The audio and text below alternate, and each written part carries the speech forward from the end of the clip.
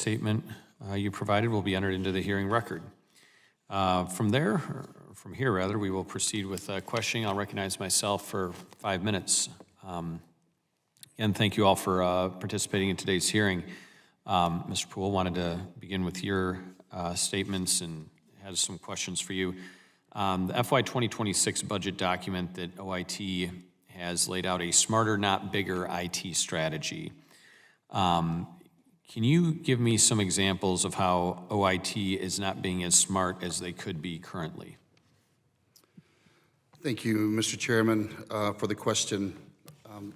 To your comments that you made in your opening remarks, I believe it was the stuff that's never used. That's stuff that we are no longer doing.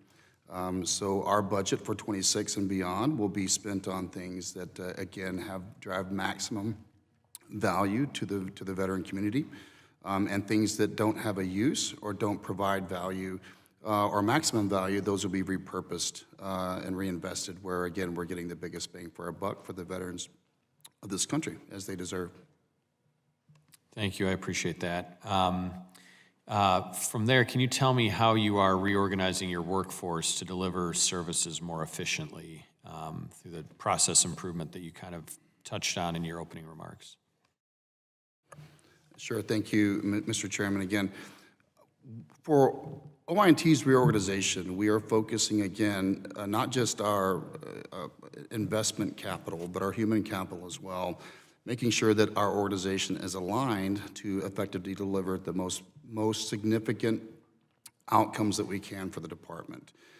So where we have things that, again, are not driving significant value, we are looking, analyzing, and realigning those functions to, again, bring those outcomes that we're after. So essentially, we're simply making sure that every decision that we make, every dollar we spend, every realignment, repurpose, everything that we do, again, our North Stars that we're driving absolute maximum value for the department, and in turn, the greatest impact we can make on the veteran community.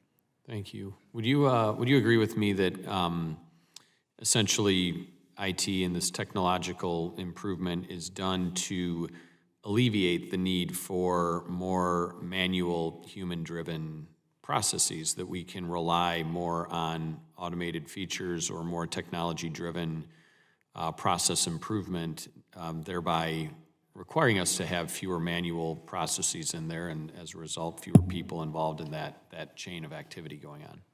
Yes, thank you, Mr. Chairman. Yes, absolutely. It is about automating where we can automate, working smarter, not harder. Absolutely. Yeah, I don't think it's not the position of me or certainly of others, I assume, on this committee to completely automate anything to the point that we don't have human interaction in the process to bring about the best outcome necessary. But I think since the dawn of technology, we've used it to do things that alleviate the necessitation of manual, processes and labor along the way. The discussion around reduction in some of the IT staff, around 12%, I think Ms. Harris pinpointed it a little bit more at 11 point something, close to 12%. Can you give us some insight into what that would involve and who exactly would be impacted by that? Thank you, Mr. Chairman, for the question. Yes, in terms of the overall staffing numbers today, we are at approximately 8,205 FTEs. As part of our organizational reshaping, a lot of those billets are being looked at, analyzed, and like I said, the goal is not to reduce necessarily any numbers, but it's to make sure that we're optimizing how we allocate those resources. I will turn it over to Ms. Devin Beard, who can speak a little bit more about the breakdown of the numbers for you. Thank you. Thank you, Eddie. So yes, we are currently about a decrease of 100 employees from the start of January. And we did participate in the OPM VA and VERA program within the VA.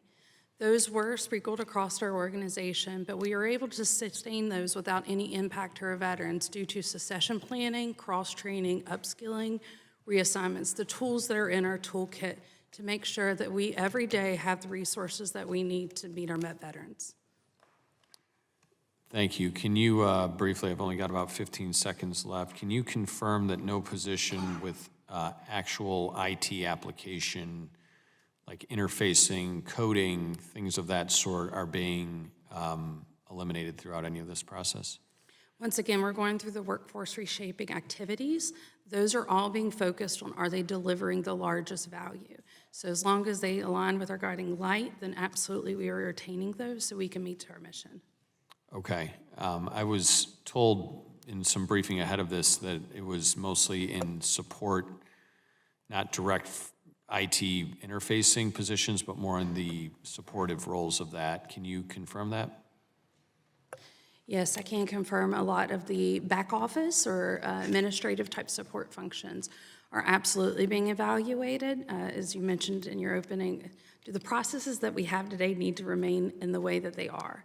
Are there redundancies that have built up over time that we need to reevaluate and make sure that we can accomplish what's still needed, but do it in the most effective manner? Thank you.